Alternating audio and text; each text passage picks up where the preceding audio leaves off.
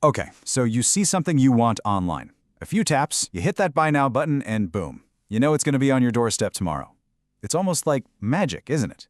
But what if I told you that in between that click and your doorbell ringing, there's this whole hidden world of trucks and traffic and some really tough trade-offs? Well, today, we're going to pull back that curtain and really dig into the hidden cost of your click. I mean, that convenience, it has a very real physical footprint. And, it looks a lot like that delivery van double parked on your street, completely blocking traffic. We've all been there, right? Stuck behind one, feeling that little bit of frustration bubble up. So today, we're going to unpack the massive, really complex system that creates that exact traffic jam, and honestly, a whole lot more. So yeah, that system has a name. It's called urban freight. And, while we might only really notice it when it's in our way, it's pretty much the invisible engine that powers our daily lives. No, seriously, think about it for a second. From the fresh produce at your local corner store, to all the materials for that new building going up downtown, and yeah, every single one of our online orders, it's all part of this constant, absolutely essential flow of goods. Without it, our cities would look completely different. We're talking empty shelves, stalled construction projects, and a whole lot of very unhappy online shoppers.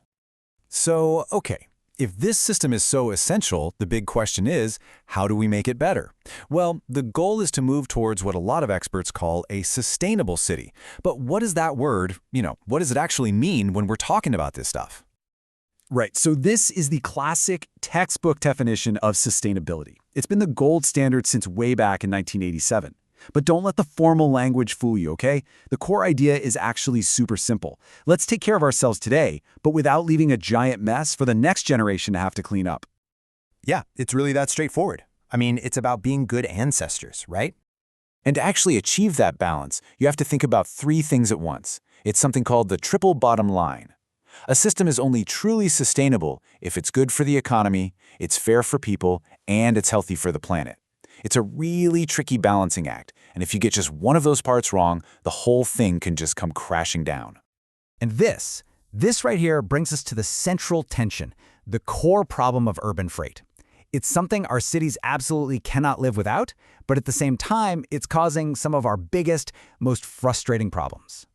I think this perfectly captures the two faces of urban freight. On the one hand, yeah, it's the engine of our cities. It creates jobs, it powers all of our e-commerce, it makes modern life possible. But on the other hand, it's a huge source of pollution, traffic, and even danger.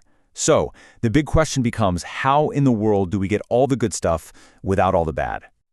Okay, so how do we take that triple bottom line idea and apply it to this specific problem of urban freight?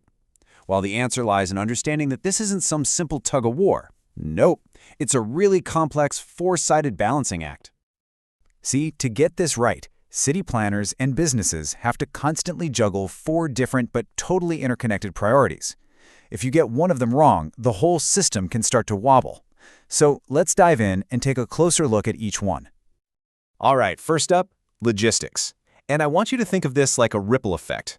So when a single company can make its deliveries cheaply and reliably, that's a small win, right? But that one small win helps entire sectors, like retail and tourism, totally thrive.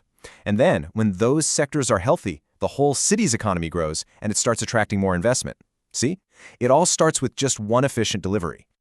But here's the flip side of that coin, the transport system itself. What happens when traffic grows faster than our roads can actually handle it? Well, we get trapped in this vicious cycle.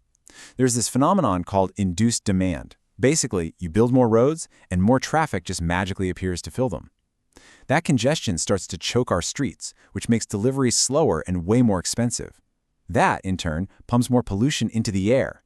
And eventually, the city can become so clogged that it literally starts to suffocate itself, driving away businesses and residents, and just slowing down the whole economy for everyone.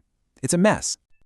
Okay, number 3, the environmental impacts. And we all know the obvious ones, right? Our reliance on fossil fuels, all the CO2 emissions driving climate change, and of course, the air pollution that we know harms our health. But there's definitely more to the story than just exhaust fumes. There are also these impacts we might not even think about as being environmental. Like the constant presence of huge trucks can be a kind of visual pollution. And a really busy road, it can literally become a physical barrier, just cutting a neighborhood in two and severing those important community connections.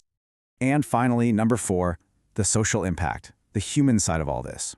On the one hand, sure, the freight sector creates jobs and it brings us all the goods we want and need. But on the other hand, it also brings health risks and, traffic accidents. And this is crucial, these impacts are not distributed equally, not at all. Major highways and big distribution centers are often located disproportionately in lower-income neighborhoods. This concentrates the pollution right where residents have the fewest resources to fight back. So you have to ask yourself, is that a fair trade-off? So, after looking at all four of these really interconnected pieces, logistics, transport, the environment, and social impact, what's the big takeaway here? What are we supposed to do with all this? Well, the crucial point is this. We can't just stop urban freight. We just can't. It's essential.